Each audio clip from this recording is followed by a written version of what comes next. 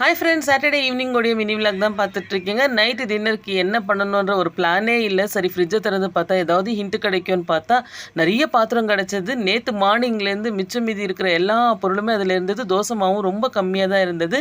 சரி, வாழைக்காவை எடுத்து ஃபஸ்ட்டு வாழைக்காய் வறுவல் செஞ்சுட்டேன். அண்ட் மார்னிங் வச்ச ரைஸ் மீதம் இருந்தது, அதை வச்சு தாளிச்ச சாதம் செஞ்சுட்டேன்.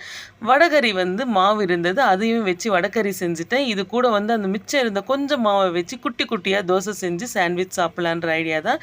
இட்லி உப்புமாவுக்காக இட்லியை உதிர்த்து எடுத்துட்டேன். இட்லி நம்ம மிச்சம் ஆச்சுன்னா ஃப்ரிட்ஜில் வச்சு எடுத்து உதிர்த்தோன்னா ரவை மாதிரி ரொம்ப பொடியாக வரும்.